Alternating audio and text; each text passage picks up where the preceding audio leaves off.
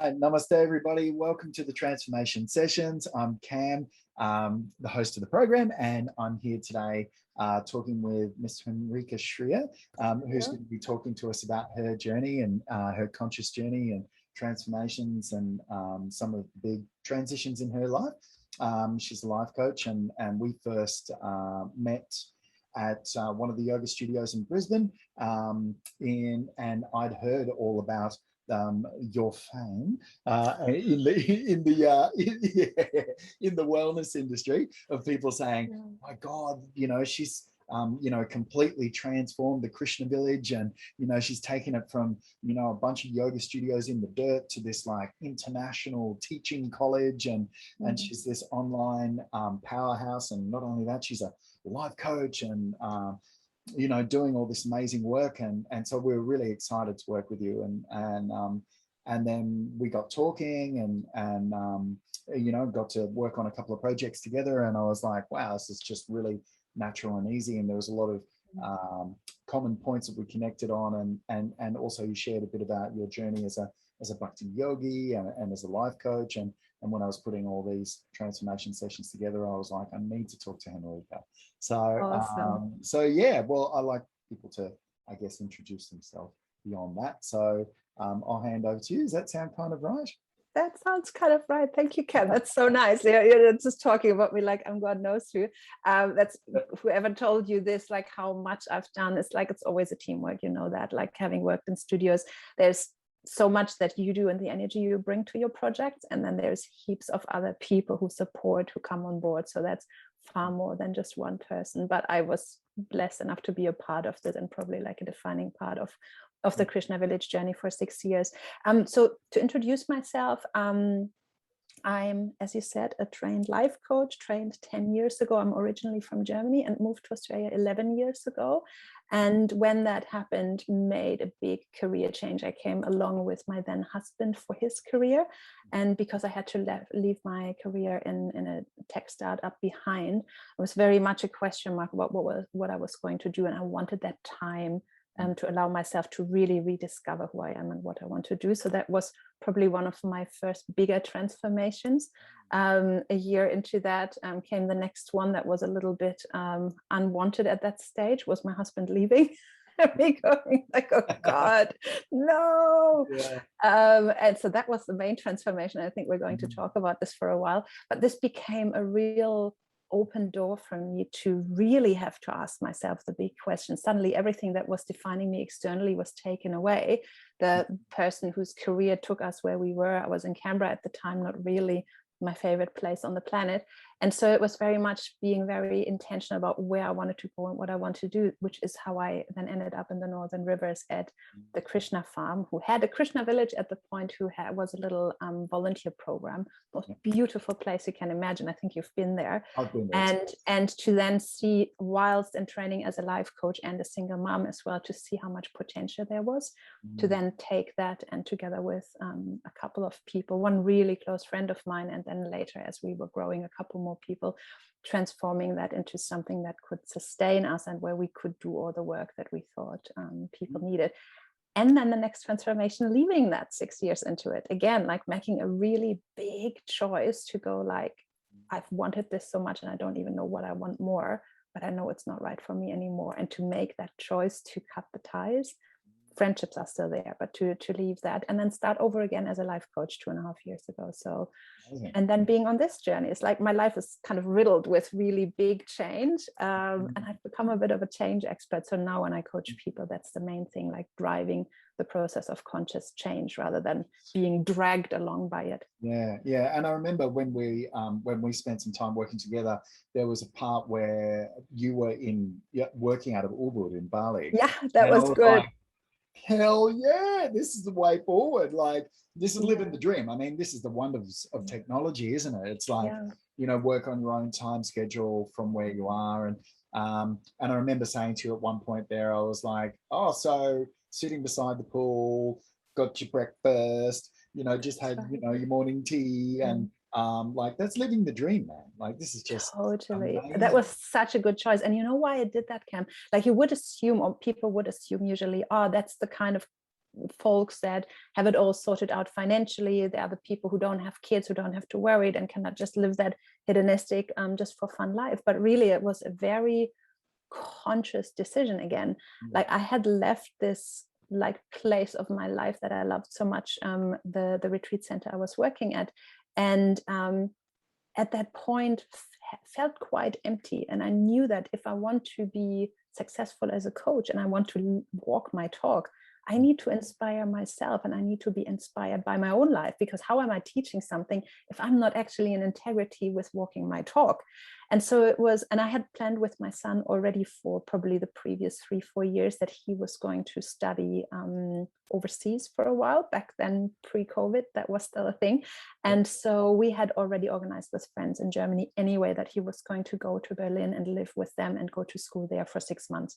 So basically it was, instead of sending him by himself and staying here, I was like, I can just as well rent out my house, have these couple of online gigs like the studio we were working for, and do something that really re-inspires me and that I really want, that looks good from the outside and feels really good on the inside as well. So I went to Germany, dropped him off, stayed for a month to visit family and friends, then went to Bali for 3 months, and then actually went on to India for a month. That was much more challenging to work online from there, but went there because a really dear friend of mine was getting married, and other friends that are living there in the Bhakti community.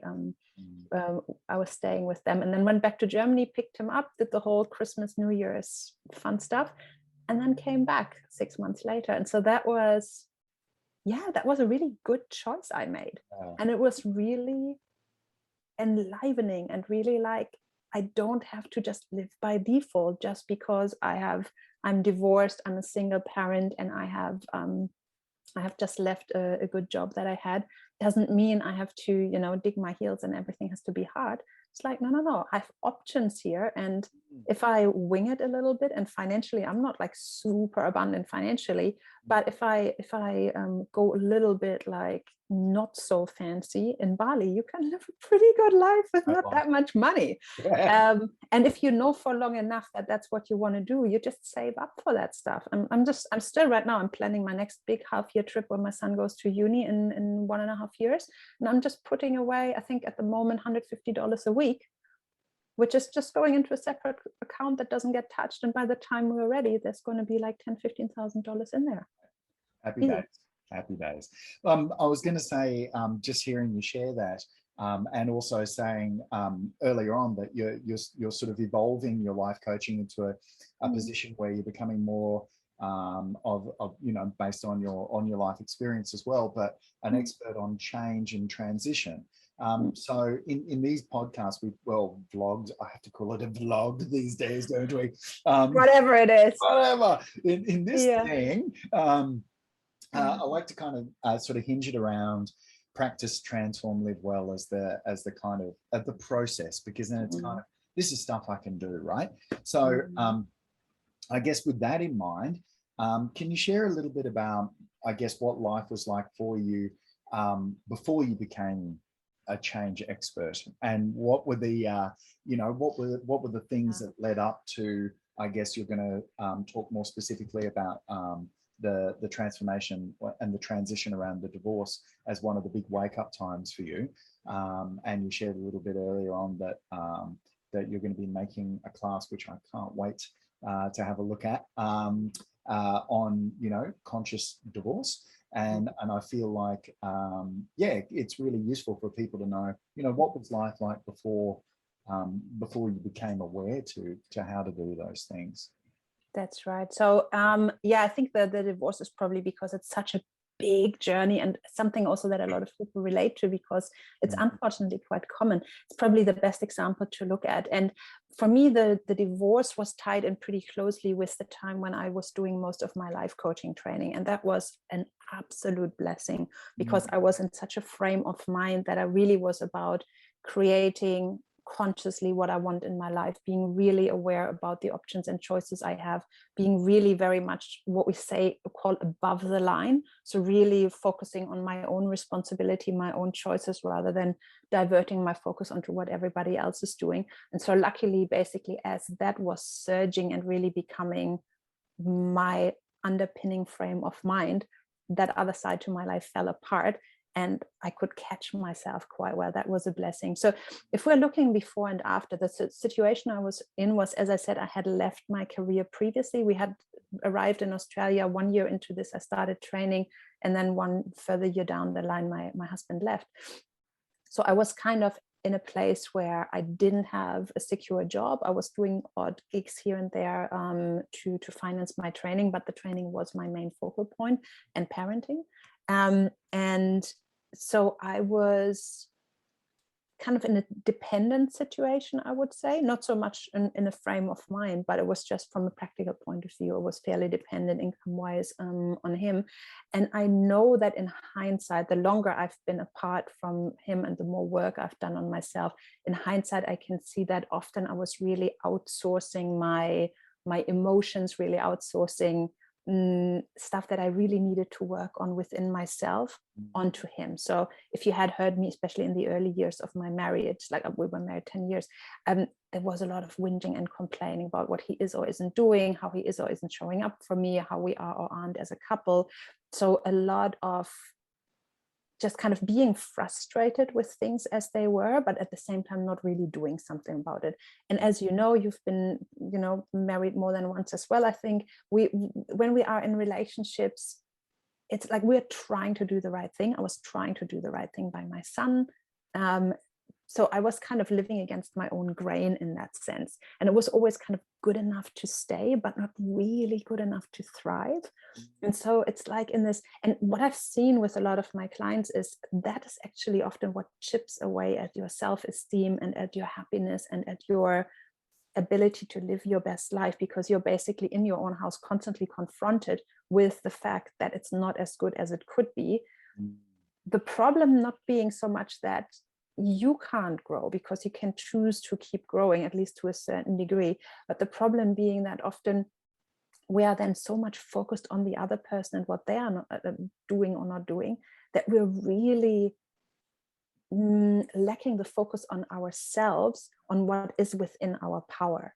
Yeah. And that is one of the key points I come to with my clients, to really go, okay, drop that story about what he is doing, what she is doing, what they are doing on the outside. And that's, by the way, the same when it comes to work issues with your boss, with your kids, etc. It always comes back to what is in your bloody circle of influence. And then focus on the thing that you can work on and pause the distractions as much as possible. And what might happen then is that you outgrow your partner. If you are married but not very happy, it can happen that eventually you will transform and outgrow what is. But then at least if you really manage your own mind, it happens in a conscious, healthy, resourceful way. And you can, if you part way, at least from your end, you can part way in a really respectful, honorable, kind way, rather than making a big mess of things. I mean, it takes two to tango. You only can control you. But that's very much what helped me, was this becoming increasingly aware of the choice that I have about who I choose to be, the element I am in that equation, and how I can manage my own mind and therefore make choices that are not only good for me and not only based on what feels good in the moment, but really resourceful in terms of the bigger picture, and very much driven by where do I want to arrive in the long run. Which, funnily enough, is also the same thing when I coach business people right now, when it comes to, say, writing emails to a staff member where stuff is in conflict, or reacting to someone's actions or inactions, right? The immediate thing is you want to lash out, or you want to say what you mean, etc. But it's always like, hang on, if we are choosing to be really mature about this and the defining force within the system, like the leader over here, then we are not acting just per default about how we feel, but we are first asking, what's the outcome I want to achieve? What is the result I want to see from this? And then how do I need to show up in order to make that result happen? Does that make sense? No, 100% it does. And just hearing you share on that, like I do have reflections. I was engaged and then separated, and then I'm now married, but all right. In that, but like, it's close enough. But like, but in that relationship in the past, I totally resonate with that. Like when I went through conscious process around ownership and responsibility of my stuff, I remember it was just that phrase, keep your side of the street clean. It's just focus on your side of the street. But the problem that I had before I had that conscious wake up for me was I couldn't determine what was mine and what was theirs. Where do they end and where do you start? Yeah, and it wasn't so much that it was so out of balance that it became codependent, but it was the enmeshment. It was that attached enmeshment. And I feel like, you know, in my relationship now, like that's not a situation that, you know, that level of emotional ownership was something that I really needed in my partner moving forward, to go like, I don't mind if you're on the journey, but at least be on the journey, you know, at least have made that choice. I'd prefer if you were, you know, further down the journey for us to be there. Do you know what I mean? Rather than being, you know, drawn into a relationship based on other factors that essentially, once you peel the layers off, you go, oh, this is going to be a challenge, you know. That's right.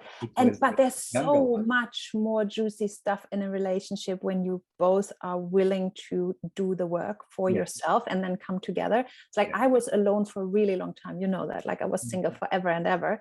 But this last year I've been in a relationship, and it's incredibly rewarding to be with someone who is also willing to do the work, and at the same time to really hold your own space and say no and mean no when something doesn't line up, without lashing out. Like I know that in my 20s, I got married really young. I was 25 when I got married, and I had a son straight after. So we were just like, my husband was a bit older, but like we were really young essentially. And so I was just so unaware of how much choice I had, and it was basically being energetically dragged along by another person, and constantly looking at what is he doing, and therefore I can, or therefore I can't, and how is he feeling, and therefore I'm showing up in this way. Basically my energy and me, who I am, being a function of the other person, versus now just going, okay, I totally respect and honor where you're at, like talking to my partner, I completely respect and honor where you're at and what your needs are. And at the same time, I'm willing to also say my needs are such and such, and either they work together or they don't. And I'm then not throwing a tantrum and not being dramatic about it when it doesn't line up, but let's just really look here. Does this work? Especially in the early days of relationship, does this work? Are we really right? Or would we maybe be better as friends? And if so, that's fine as well, but not willing to completely sacrifice my own values and beliefs and needs in order to please the other. And at the same time, be really respectful towards where they are at as well. And just seeing, like, do we line up? Is this journey one that we can take together, so that it's mutually really supportive, I guess, right? and gratifying, I guess. And I think one of the words that that I love about this process is interdependent, rather than independent or codependent. It's like we're interdependent. We can do life together and share the journey. And, you know, it's okay for us to think differently on some stuff. Like, you know, it's not. It's David Data, right? Intimate Communion. I love that book. It's so good. So good. The main thing I found, Ken, because you were asking what are the main tools, is really simple, is ask yourself better questions. It's like, because we're asking ourselves a lot of rubbish questions, and then the rubbish answers to those rubbish questions actually dig us deeper into the hole. I'll give you an example, because I'm mentoring coaches as well, you know that. Is one thing, for example, to stop doing and start doing is stop asking so many why questions. Example, like, why am I still single? Well, what's the answer going to be to that? Because I'm fat, because I'm ugly, because I'm stupid, because all the good ones are taken. Like, none of this holds any positive pointer towards what I can do and isn't empowering. It basically just explains or affirms or excuses where I'm already at. And if that's not a good place, it just digs me out. So instead of asking why plus problem, so why am I still single in that sense, that's how plus desired solution. So how can I be in a happy and conscious relationship? Rather than why am I single, how can I be? So how is then looking, it sends your brain in a different direction. It sends you towards fetch me the solution rather than dig me into the hole. Yeah, that Does that make sense? 100%. And it reminds me a lot of Viktor Frankl's work, the logotherapy idea of like, you know, creating this future vision to drive me towards. So many people get caught working the problem. It's like, here's the problem, I'm going to work the problem. It's like human brain is a problem solving solution. And then they wonder why they go down this spiral rabbit hole and can't shake the problem. It's like, well, it's because you're just focused on that. You're not using your creative choices to create a vision for what it is that you actually want to create. So absolutely, that's really useful. Because a lot of people are also focusing on the process rather than the desired outcome. That's very much aligned with what you just said, and really important to notice the difference. For example, this is completely unrelated to relationships. Client probably a year ago that I had, lovely woman who had lost her daughter through an accident a couple of years previous. That's not something that you snap your fingers and goes away. That's going to stay with her, and that lack and loss is going to be there. So that wasn't what we were working on, but she came with an intention of saying, I want to be able to let go that pain. I want to be able to let go. And what we defined was, if you are focusing, because imagine for a second, the sentence, what you focus on is what you get, is 100% true. I work off of that premise. Whether that's the case, you know, everybody may believe whatever they want, but I work as if that's true. And so what you focus on is what you get. If you focus on, I want to let go, that's an endless loop. You just stick in the loop. And what you need is to attract more things that you are able to let go of. So the first thing we discussed, and that was a profound shift for her, was tell me about the person you will be on the other side of having let go. What are you actually aiming for? Who are you when you still have all that love in your heart for the daughter and you have let go of the pain? How will you then, who are you? What does life look like? How will you look at what's happened with your daughter? How will you look at those special dates like birthdays, like Christmases, etc., that are right now or have been so hard for you? And speak to me from the position on the other side of this. Once you have that reference point, Cam, everything else is just working out how to get there. But the reference point is missing for most people. And that's the same in divorce. That's the same in any change. If you are focused on the dark cave that you are in and you can't see the light, it's so easy to lose hope. Viktor Frankl, right? Yeah. Versus if you can choose to put your focus on that tiny dot of light where you know there is the exit and there's something amazing on the other side that you might not even know yet, that light can pull you through. That's right. And that was definitely my experience and this is a really good segue because I guess the next part of the question is, you know, how did you decide to do, get this conscious transformation? Was there a defining light bulb, or was it organic, or was it a process? 100% defining moment. Yep, and let's talk to that. But I think to add to it, based on what we've just shared now, when that light bulb defining, you know, some people wake up moment, WTF moment, rock bottom, whatever you want to call it, spiritual awakening, you know, the lightning bolt of God, whatever you choose. But like, yeah, right. But on top of that, I guess it's a good question to ask. In that time of wake up for you, were you able to create this vision that you've just talked to? Or, because in the beginning, for me, my experience was, yeah, it's got to change, right? Like, I've had enough of whatever that's been. Like, I need to wake up, I need to change. And my thing was, I don't know what this future me is going to look like. And I didn't know. But then when I got invested in the program of recovery and self-development and growth and all of those sort of things, hope was offered to me by people that were on the other side. And that helped me create the vision. So it was because of the help of other people that helped me get through to that. Because at that stage, when I hit that place, I don't think I had the capacity to create that vision because I was in so much pain. I was just and I was paralyzed. I was like, but there's all these, I'm working the problem. Here's the problem, here's the problem, here's the problem, here's the problem, here's treading water. Treading water, yeah, absolutely.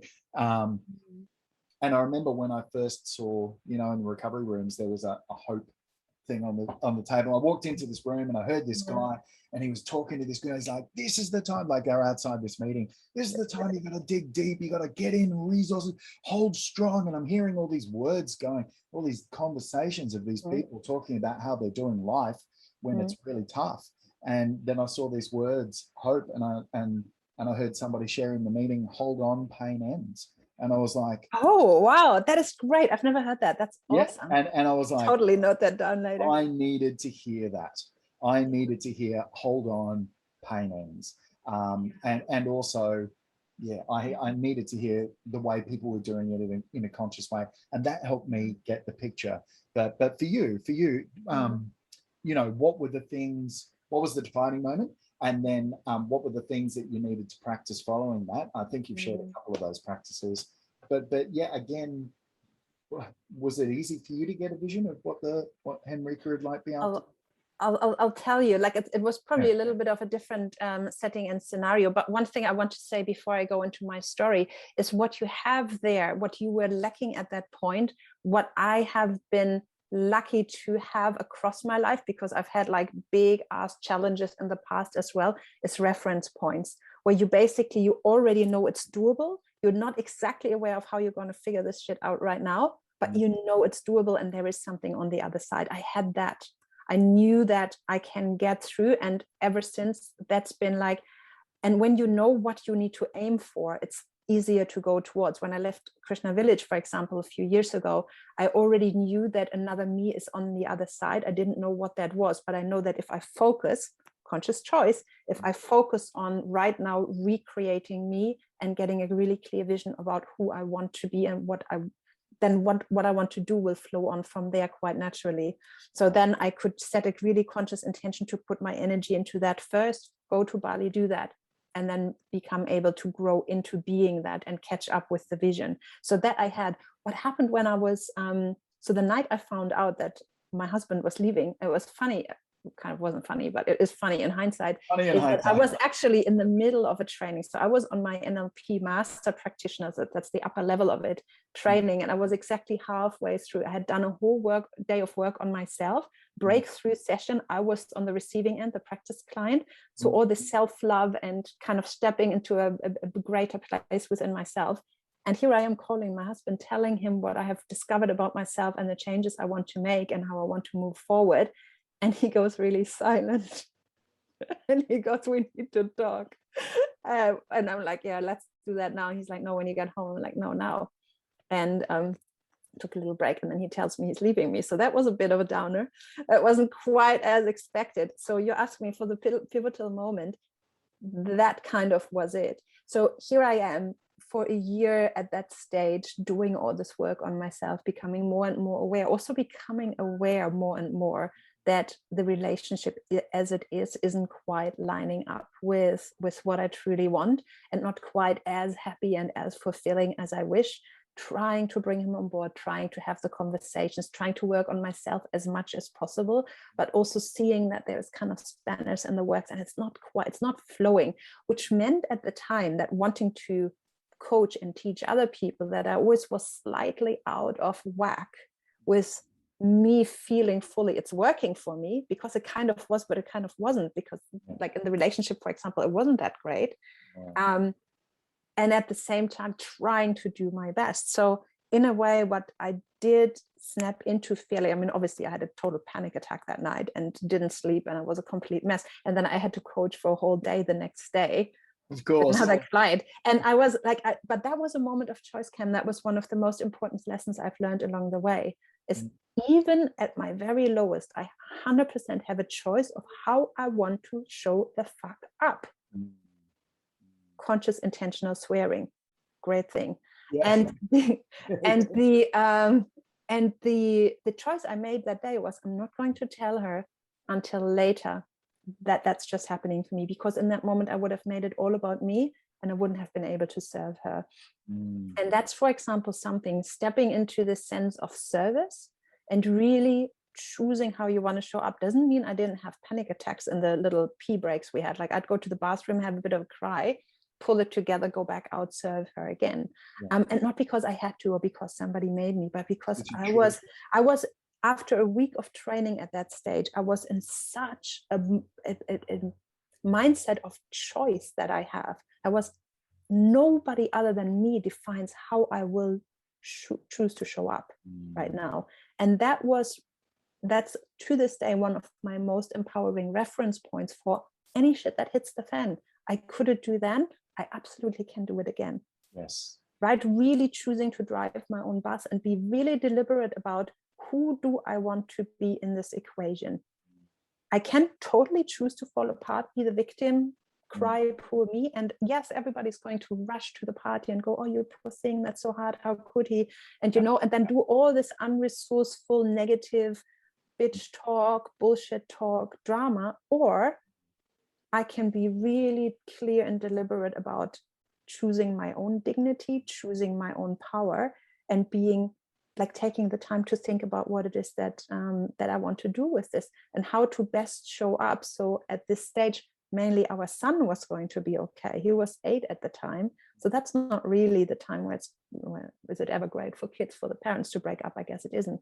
But definitely rubbish timing. It is if the dynamic is really poor and toxic, it's for better, sure. But we weren't toxic.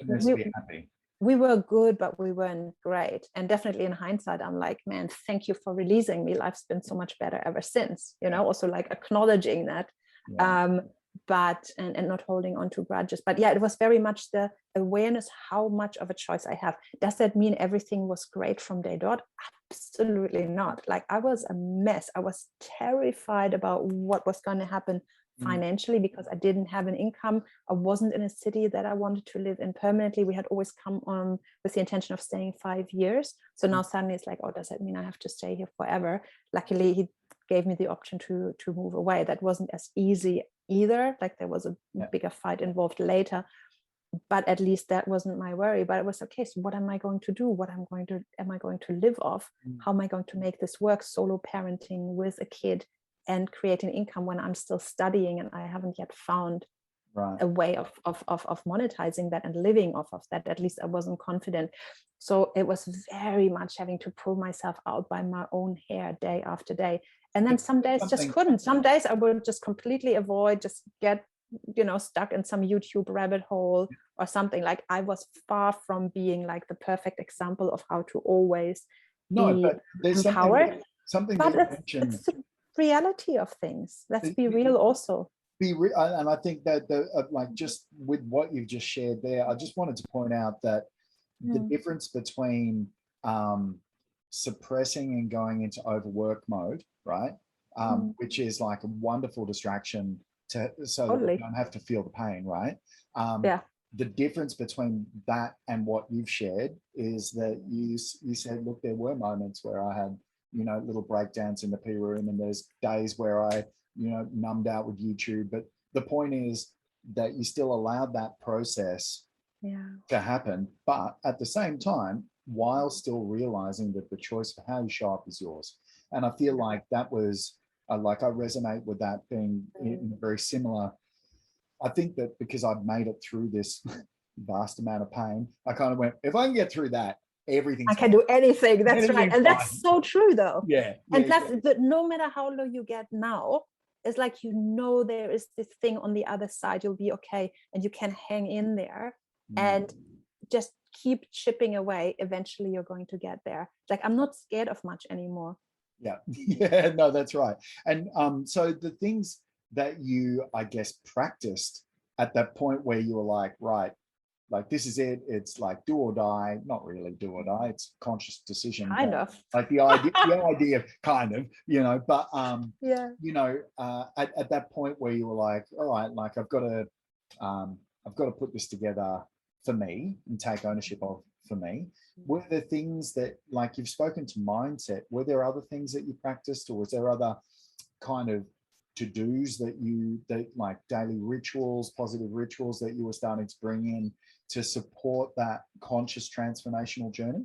Partially, but not really as practical. Like I've learned a lot since, and I was fairly early on in that journey then. So there wasn't that much conscious practice. I did a lot of journaling, which was great. Yeah, journaling. But it was what I was really intent on, and that really worked for me, was to manage my focus, which is this whole being deliberate, like really being aware of the choice I have on what I focus on. And yes, slipping and sliding over and over, but always coming back to, hey, I can choose better. So what I did I did have a practice, now you're reminding me, what I did do religiously every day at some stage for months was that I would go out in the evening, just in the beautiful late evening light, especially in the Canberran summer. You kind of want to go out in the evening because it's so hot. And I would take just a little notebook and a piece of paper and a pen, a notebook and a pen, and I would go out with one resourceful question.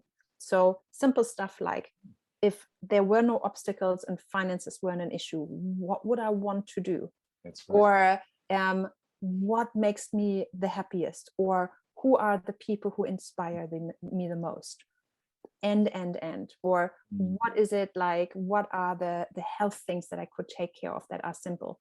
And really discipline myself to stick with that one question for a whole half hour, 1 hour walk, and take notes as I go.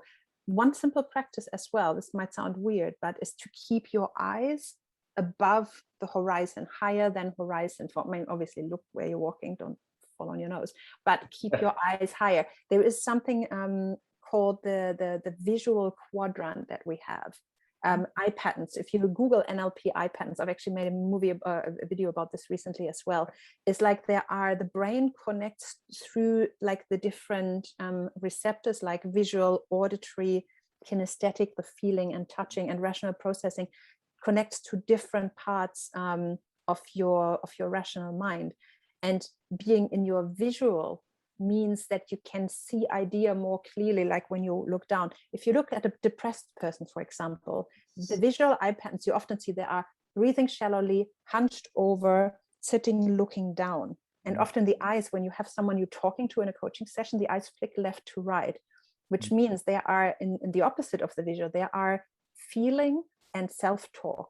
So kinesthetic and audio digital, which means they're basically telling themselves how should everything is, and then feeling it, and then making up another meaning to how bad it is. And so it flicks back and forth.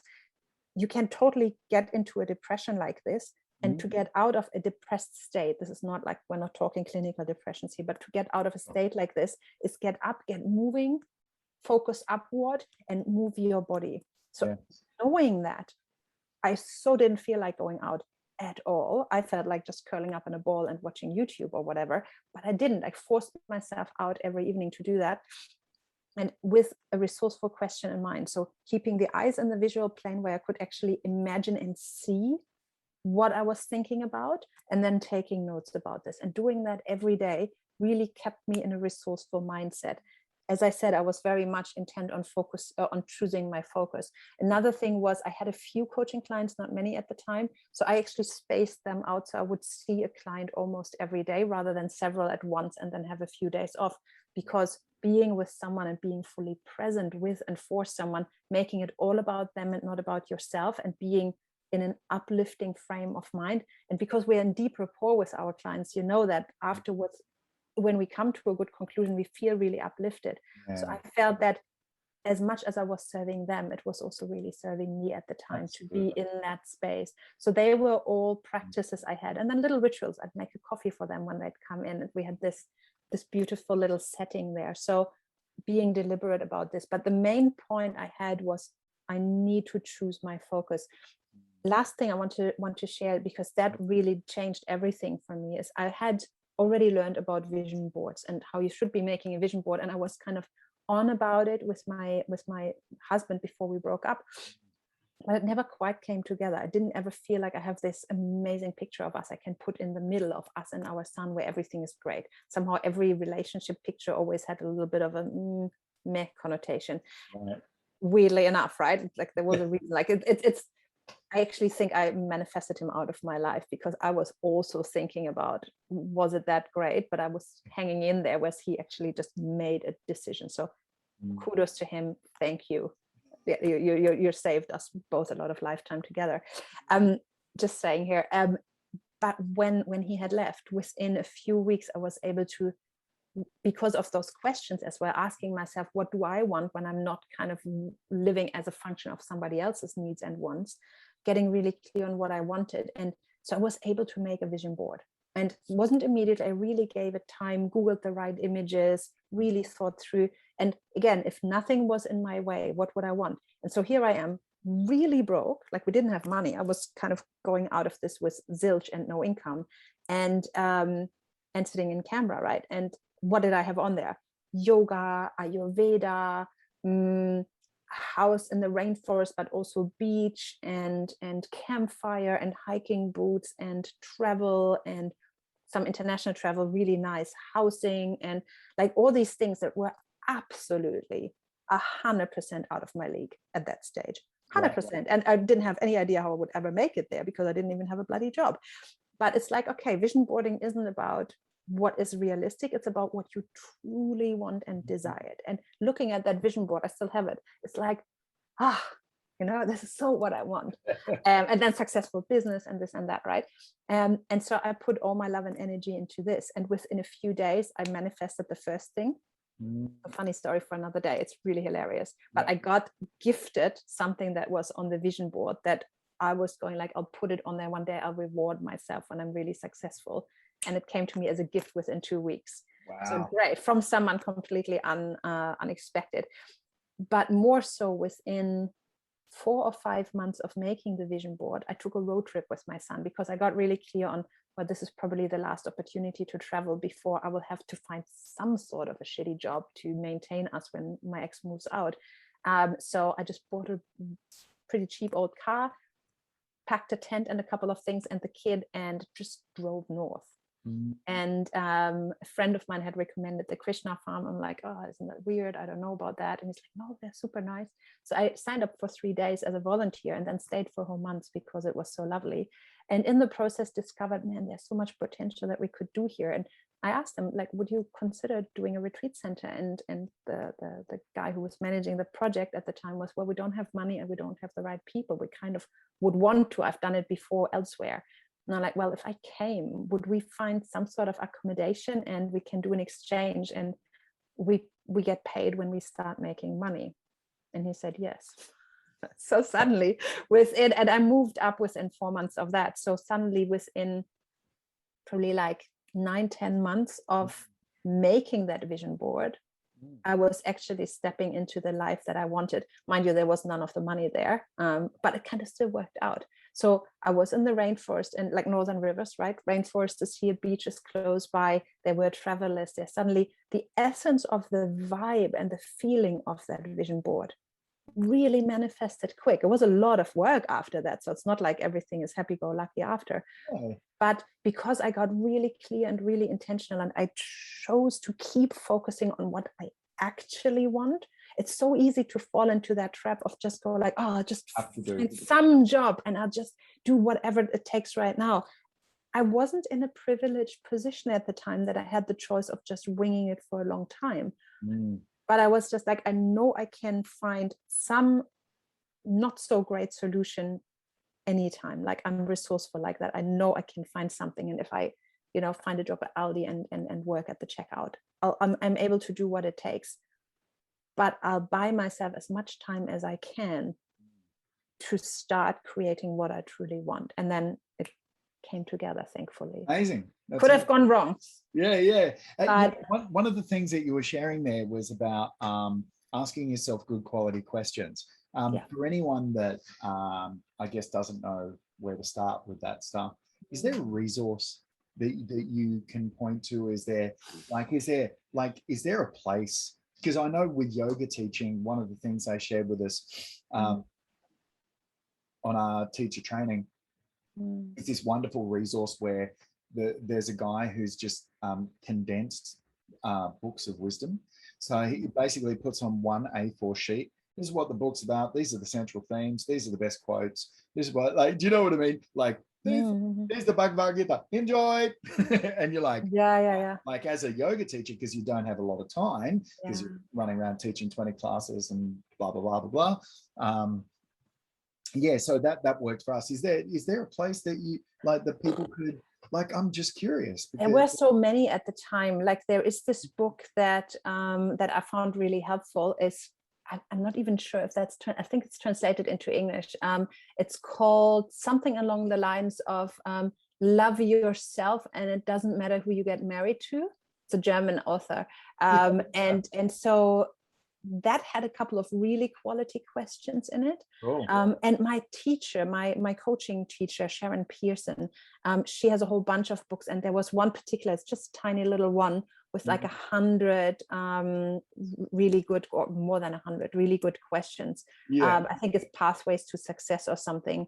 And one of my really dear friends, Katie Rose, she Katie, you know Katie, right? Yeah. bhaktirose.com.au. She has a mindfulness journal that's really lovely in that regard as well. I'm putting something together for my course as well, so that's going to come out eventually, but it's not there yet. But the mindfulness journal that she has is really nice as well. Because I mean, for me, it's always been like, I've got all these, like dozens of these little books, Everyday Wisdom, Wayne Dwyer's like Dalai Lama Book of Wisdom, the, little book of Oha, like it's all these little pockets of wisdom, and they do have those great quality questions. And I feel like for people that get stuck in the rabbit wheel of this is the way it is and this is what I have to do, it is just, like, as you've shared, like one of the greatest assets is you change the quality of your questions, because it'll change the quality of your life. And that's been a really big one for me as well. And draw your focus back within on you and what you have in your control, rather than leaking it out onto everyone else. Like, especially in a divorce, right? It's so easy to get hung up on what is he doing? Why is he doing it? How could he? What is, especially then if there's another party, a third party involved, like maybe the other person has a new relationship or something about the kids, like this can set you in such a tailspin, right? Yeah. But there is nothing in there for you. There's nothing good that will ever come out of looking over the fence to what the other person is doing. Run your own bloody race and stay in your own lane. And focus on where you are headed and what it is that you want, and ideally focus on how you can show up as the best possible person. Like, I'm often teaching people, imagine for a moment if everybody, including your ex, including your kids, was taking their cue from you, and everybody would show up exactly as you do. How do you then need to show up for this to be good? Right. That's just imagine. And if they don't, if the other person chooses to be like immature or dramatic or a victim or something about it, let them. Yeah. But to learn that you define who you are and how you want to show up, and that it's nothing to do with them. If you let the other person still run the show, especially after you are separated, and because she is mean to you, therefore then you have to be angry, or because she is dating some guy you don't like, then therefore you have to be dramatic about it. What a leak of energy. If you can take that level of mental energy and pull that and pour that as resources into what you want out of your life, man, you're going to get so far. Yeah, absolutely. Right? And it's interesting, the journey that I've done with John Nutting around the core belief work and that development really unpacked some of that stuff, because I managed to get that headspace in my personal relationships, but then I needed to grow it a little further in my professional relationships. And to be honest, it's just what I think what he says is, who I am and how much I matter in this world is nobody else's business. And totally. And it's just such a really great, simple truth. And I keep saying it to my daughter, because I'm like, she's just about to go through puberty, and I'm just like, who you are, how much you matter.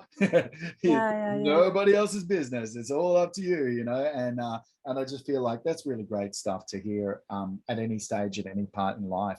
But yeah, I guess what you've shared now is that you've started, you started that conscious journey. You're getting the understanding of manifestation.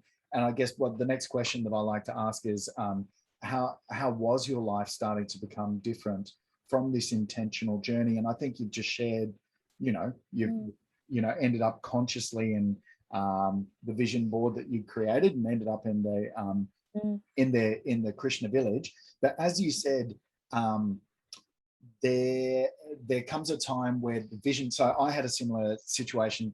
I was, I wanted to be touring the world with my music, and, wanted a private jet, wanted all these, great little bits and pieces. And by the time I got it, I realized it's not as fulfilling as I'm in this dream. I'm traveling all around the world. I'm doing all this sort of stuff. But there was, other drivers that was kind of making me do this journey that I couldn't see at the time. But I guess the part of the question I want to ask is, how did you stay inspired to keep moving once this, you transform from the relationship, you become intentional, and then, as you said, things might feel different once you get there. So how do you stay inspired to keep moving forward with this stuff as life's challenges start coming to you? I think it's a good question. I haven't really thought about this before, but I think it is being really tapped into the fact that really what life is about in the end of the day is who we are becoming on a soul level, who we are really, and how we are growing that essence within ourselves and developing that essence in ourselves. And so when then challenges show up, whether that's in work, that a career path doesn't unfold as we thought, or that a relationship becomes different, or also like the natural transitions, for example, when your kids are growing up. My son is 17 now, and so I've got another 1.5 years, and then he's off to uni, and that's going to be in Germany around the globe, if everything goes according to his plan. And I'm happy to support. So the transition of being an empty nester as well. And rather than focusing on the loss and on what isn't anymore, to really go like, wow, this is an amazing opportunity to redefine my identity. So what I do a lot with people in the work that I do is look at that being level of what is my identity right now, and who can I choose to become from this? Because yes, there's something I'm leaving behind, and there's definitely, or can be, a sense of loss with who I'm not anymore. But if I stay emotionally and mentally attached to who I was, then there is this lack and loss and not anymore. Versus to go become almost like childlike and curious again. And I love being in that state of curiosity and option and opportunity, to go like, let's discover, let's play. If anything was possible, what would we want? And again, people fall into that trap to think, oh, I can only do this if I have that much of money and that much of resources, and if I'm successful in this and that. It's like you can even choose to define what success means for you. Like I had to really redefine what success meant, because as you said, it's like I had the success that I had been aiming for, and it was really exhausting. It wasn't like I wasn't unhappy. I loved my work so much. But what I did find was that there was a certain level of not quite lining up in terms of where we thought the place and the project had to go. And also like a massive exhaustion from that. And to me, to find then, like right now in the last 2 years, I've been on a journey of going more minimal. Doesn't mean that I don't own stuff anymore. I'm not yet living in a tiny house, might at some point, but it's like to go, how can I simplify my life? Work less, but do really good work, have more hours to myself, do something really meaningful, and be, again, inspired with my own life. I know one of my core drivers is feeling inspired and having really good connection to the people around me. So I'm really deliberate about who I spend time with as well, and what people I bring into my inner circle. And then staying with this, there's actually an amazing resource, also great for those quality questions that you were asking me about earlier. What is she called? I'm drawing a mental blank. We can always and we're going to put links. We're going to put it underneath. It's what's the book called? I see it in front of my inner eye. It's about, I'll share with you a little bit later. Sure. It's about basically working off of your core desired feelings. Not going, the desire map, that's what it's called. The title is The Desire Map, and we'll put it into the recommendations. And it's, so she says you can do all the goal setting, all the vision boarding that you want. Often it's easy to get driven by external factors, like what you think you should want. society demands, you know, that the big house with a big pool and the $1 million in the bank accounts. It's like, for a lot of people, including myself, that's not really meaningful. And what she argues is that really, when you are setting those goals, what you're looking for underneath is how it's going to make you feel when you have that, right? That's why we are looking for those things. So you can just as well go straight for how you want to feel and then work from the inside out. First of all, what are you? And there's heaps of questions in her book to work through. Right. One of the few coaching books I've entirely worked through twice in my life. Right. Back in the divorce and then back when I left the retreat center. And so really coming back to what are your core desired feelings, and then to look to be in that state daily or as much as possible in your life. What are the things you can do, the people to associate with, the activities to take up, the work to say yes to and the work to say no to, etc., etc. Like really basically working from the inside out and being, again, really deliberate about what it is that you truly want. And then the things that you bring into your life in terms of stuff becomes a function of that. And was there a moment, I guess, post doing, you know, those practices and, you know, after you spend a bit of time growing your bag of tools of self-discovery and intentional creation, was there a moment where you kind of went, yeah, it's working, like it's okay, like right now? Yeah, right. So it's taken a few years, but now it's like, yeah, oh no, it's been like this over and over. But at the moment, yeah. I just have this massive sense of comfort with my own life. It's like, okay, I need to also kick my own butt just to keep myself going and kind of going for the next level rather than just stagnating. But I'm also I'm really a fan of not constantly stretching myself. You know, there's this whole yin and yang, masculine, feminine energy thing as well. And when you push forward and you stretch yourself and you achieve and you go for something, that's masculine energy, that's driving, that's single pointed focus, that's creation, right? Incredibly valuable. I wouldn't be who I am if that wasn't a really big part of who I am.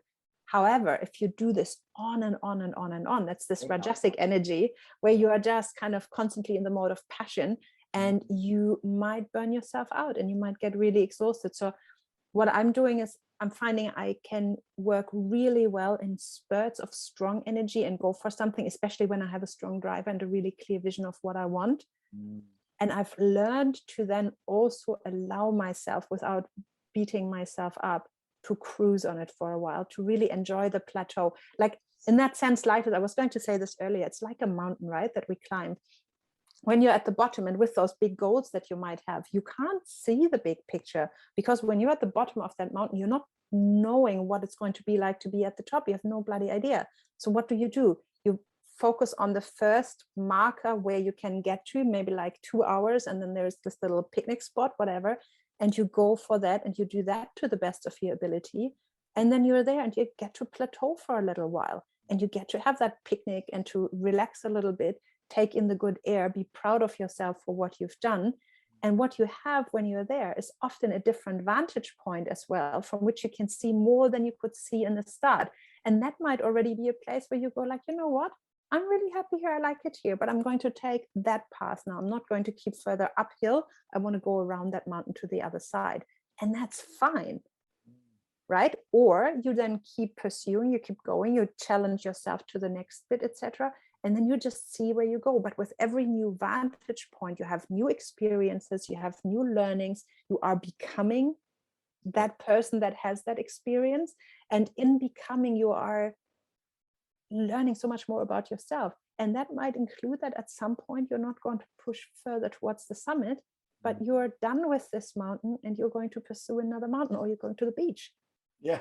Does that make sense? Yeah, no, it makes sense. But without having done it and without having come to that vantage point, you wouldn't have known. So there's never also a sense of this was a completely wrong journey. It's like I wouldn't be who I am without a lot of choices that in hindsight I wouldn't make again. But would I want to miss any of them? No, I actually, and you're asking me how I'm sitting with this, I actually really like who I'm becoming. I like who I am right now. I really like, and it sounds so arrogant, but it's a really good place to be when you can look back at your choices and your life and you go like, you know what? Good stuff. It's working out. No, 100%. And something interesting that that I share a lot with my students and clients as well is is that we don't burn out because we work too hard. We burn out because we've lost touch with how to rest and how to balance the yin side. So that cruising on a plateau that you talk sounds awfully a lot like a nourishing respite, and that's refilling. And it's also like, you know, it's what stretches the rubber band so that you can re-engage in the yang when you need to, when you want to. And I think Paulo Coelho, can never pronounce his name. Paulo Coelho. Hey, so I go. He talks about, you know, the warrior of light saying saying that, well, you know, one of their greatest assets is knowing how to rest and when to rest. And I feel like it's just such useful information, because, you know, there's so much stuff out there, especially in the power coaching world, about how to drive, how to focus, all the yang, and like we're experts at that. But a lot of the time, in my experience, learning to balance the yin has given me more traction to the wheels, so that then my intention is a lot more specific. So because, as they say, you know, in yin yoga, from the deepest yin, the yang is born. And this is, you know, this is the thing, you know, honoring that whole process has been a really great balance for me. Yeah, and plus, if it's just go all the time, for what purpose? Yeah, for what purpose? That's right. Like, I do to be. In the end of the day, what we really desire is a state of being. And if we are just so busy doing, and I've been guilty of that, man, especially like when the business was really growing, you just do, and you kind of forget for what purpose you are doing in the first place. And then you may arrive at some point and just go like, that's not what I wanted anymore. And you have everything that you wanted and all the success in the world, but it's not fulfilling and it doesn't make you happy. So I think what we need to do as a society, but as individuals as well, is to really redefine success, to really ask ourselves that question, like, what does success actually look like? And become really real about whether success means always heavier, faster, more, bigger, or whether it really means is less but quality. Yeah, for me it was overdoing. It was contentment. It was being really content in my own skin, having enough resources to be of service in the way that I choose to interact with this world. And when I kind of made that transition, like, it's like someone took all the weights off. It was just like, freedom. Totally. And that really segues into the question, you know, how did you know that your life was living well? And I think you've just summed it up there. It's by redefining your own understanding of success, and that, you know, and then being intentional and getting that, you know. Yeah, and I think there's this really cool kind of image or idea around the flow state, right? There's this guy called Mihaly Csikszentmihalyi or something. It's a really complicated name, where it's like, when it comes together that you are stretching yourself, not overstretching, but stretching so that there is an element of growth, and you are really good at it and you are loving what you're doing, where that meets, where you are stretching yourself enough that there is an element of growth and going beyond, but you're really then succeeding, and it's really in your sweet spot where it's joyous and it has purpose for you. That's when life's really good. And I wouldn't say, like, I don't think many of us will ever achieve a point and a lasting idea of my life is perfect. Like, there's always some areas where it's fantastic, and then some areas where, like, yeah, that can require some more work. Work in progress. But it's really good, and I'm so grateful. There's actually a cool exercise people can Google. I have it in my worksheets as well. It's called the Wheel of Life. It's very much about looking at the different areas of your life. For example, health, your finances, your relationships, your romantic relationship, your career, etc., spirituality, whatever, and look at basically where are you at on a scale of 1 to 10 in that regard. Rank yourself, and then ask yourself, well, what would a 10 out of 10 look like for me? And then come back to looking, okay, so to get from that 5 out of 10 to the 10, or from the 7 out of 10 to the 10, for example, in terms of health, what would be required? How do I need to show up? And what would be activities that I would choose to do? And that can be really healthy. And interestingly enough, for the wheel to be balanced, it's not about having everything at 10 out of 10.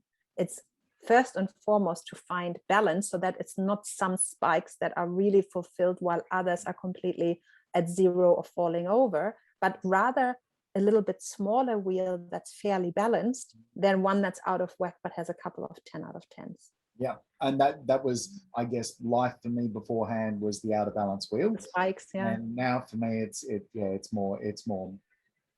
more of a smaller but rounder one. Yeah, exactly. And happy days, man. And then once it's round, you can then choose to holistically grow it further. Yes. So it's never, and kind of also not thinking like that there's ever going to be that point of where I have arrived. How boring would that be, Cam? Yeah. Right? Yeah. Like this whole thinking that if I only achieve success, then I'm there. Yes. And that's it. That's like death by stagnation. Yeah, no, It's John Nutting was talking about that in my chat with him earlier on in the week. He said, for those that think that they have reached the final step, their next step is the hardest. And I think that's Marcus Aurelius or something like that. And it's this idea that, you know, and when I accepted that that was just the life that I wanted to live, continual growth and learning, I think the acceptance just made way for so much peace. You know, I wasn't trying to get, I've got to try, I'll be happy when I get there, or, you know, be satisfied. But yeah, no, that's been really useful. And I think I guess wrapping it up, because I'm just mindful of our time, and I feel like we could and I hope there's other things that we can talk to at some stage. It'd be wonderful. Totally. Yeah, totally. I know you love a chat, so do I. Yes. It's like that. Is there I guess I like to leave it with like 3 pieces of advice that you would hand to somebody at the bottom of the mountain who's looking at these concepts for the first time, you know, or who might be, you know, at that crisis moment where they can't see that vision that they're growing towards because the pain's too strong. Yeah, there's a couple of exercises. I think I have one main one, and then I may add some. Is first of all, become really mindful about where your focus is going. A lot of people are focusing on everything they don't want, or everything somebody else does that they don't like. So, for example, the relationship, you know, my husband is doing this, my husband is doing that, and I don't want to be unhappy anymore. I don't want to be sad anymore. Write yourself a list of all the things that you don't want anymore, and then keep half a page empty or have a second page, and then flip them into what you do want instead. Right. As long as you are trying to not be unhappy, your conscious mind or your subconscious mind focuses on unhappy, because the subconscious mind can't process the no's and nots. It can't process as a negative. So if I say, I don't want to be stressed, your focus is on stress, logically. So if you don't want to be stressed, what do you want to be instead? I want to be relaxed. I want to be peaceful, whatever. And then you start focusing towards the things you do want rather than away from the things you don't want. If you are driving into your future focusing on what you don't want, it's like driving your car forward while looking in the rearview mirror. That cannot work. It's dangerous, and you're going to be miserable. Yeah. So really, that's one of the key changes is get clear about what you do want and observe your own language, and writing it out can be the best exercise. What is it that you don't want anymore, and what do you want instead? And you're not allowed to say what you don't want. Put that on the other side and then reframe it into the positive of what you do want, and then start working towards the things you do want instead of away from the things that you don't want. That's right. The second one is focus on outcome instead of focusing on process. So rather than working on your problems, get clear about what you want and then work on getting there. Doesn't mean don't look at yourself, doesn't mean don't do the internal work, doesn't mean that when you, for example, notice issues like codependency or etc., go do the work. Find yourself someone who is an expert in the field, and being an expert has the results that you want. The problem is a lot of people claim to be an expert, but they don't have the results. So that's not your person. That we're talking before about what it is to have a teacher or a guru, right? Find the person who has the results. Yeah. Right? If not, they're not your teacher.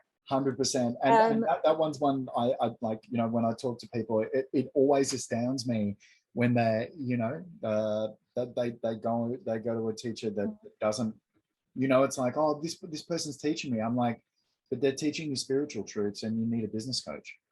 Like, or That's right. like, Like, I mean, don't like, it's Exactly. not useful, but it's certainly not what you're trying to do. Like, you know, Exactly. focus Find on, someone who's walking their talk also. that's it. That's the thing. 100%.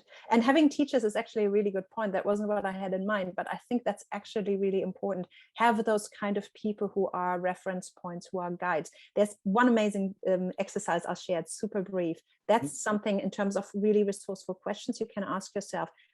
If you're listening, if this resonates with you, take yourself a diary or a piece of paper and make a list of the 10 people who you look up to the most, who inspire you the most, that you respect the most, or that you have kind of up there as like, wow, amazing. Actually, when I did it first time, Paulo Coelho, that author, was on the list for me.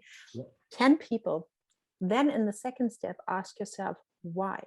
What is it about these people that inspires you, that you see in them that really resonates with you? Write this out in as much detail as you can. Let it rest, come back to it maybe the next day and look at for red threads. Like, what are elements that are often they have in common, that are there, that really stand out, that provide a bit of a theme, because there will be often. And then realize and really ponder this, but after you've done the work, not before, that a lot of what you see in those people are projections of things that you really desire for yourself. Either projections of that somebody is what you are, but in a much bigger or more successful version of you. Like if you love public speaking and there is a really successful speaker on it, that's something aspirational. Or they are often representing the disowned parts of yourself. For example, when somebody really shy has someone on there who's really confident and loves speaking in front of crowds, they are disowning that part within themselves. Therefore, they are seeing it so strongly and desirably in the other person. That exercise was one pivotal one for me in really getting clear when I had moved to Australia and was deciding what I wanted to do and who I wanted to become, and getting really clear about what it is that I'm actually really drawn to. One thing is to try and find that from within yourself, but it's much, much easier when you can see what you perceive in others that you find incredibly attractive. And in doing that exercise, you can often really find a lot or gather a lot of the puzzle pieces of that big picture of who you want to become. That's a really beautiful exercise. I think that's wonderful. And I think everybody has, you know, a bunch of these people that they admire. And then when you can realize, oh, that's why I admire them, that's what I want to create and bring out, then you can inhabit that energy yourself and start working. Absolutely. And it can be anyone. It can be a real or a fictional person, someone who's been dead for 500 years, someone who's live, can be your mom, your grandma. I've had people in when I teach in classes sit and say like my friend so and so, she's just, you know, come back from cancer treatment and she inspires me because such and such, she's so strong. It's like, wow, yeah, great. What else? Who else? It can be authors, can be people in different cultures. Like, but who are those 10 people for you? It's a really lovely exercise. It's a really nice thing to sit with and ponder.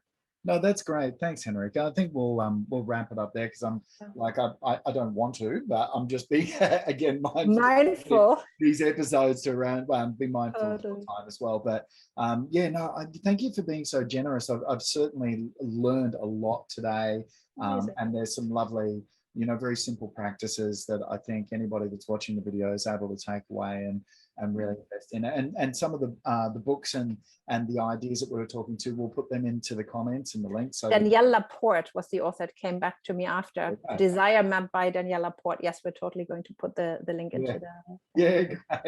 And then if people want to get in contact with you, we'll have your contact details there. So if they want to do some coaching sessions with you or coach the coach, if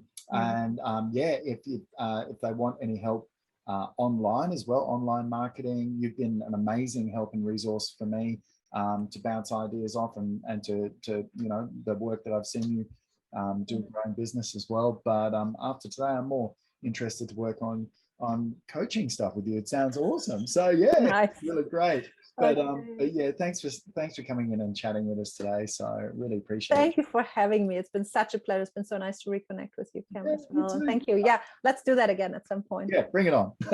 So if anybody who's been watching this has enjoyed it, all the links will be underneath. And then you can jump into the other transformation sessions and and have a look through that. And if you're interested in knowing more about me and the program that I'm offering there, come through to thefoundationmethod.com. There's a free 1-hour training where I talk about the 6 biggest problems and high quality solutions I found on my wellness journey that'll take you from the bottom of the mountain, hopefully up to those first couple of plateaus. So, and that's a free training there. And then I can take you through some mentoring as well to a capacity that you enjoy. But yeah, it's been a pleasure. Thanks, Henrike. And we'll see you next time. Namaste. Awesome. Thank you. Namaste.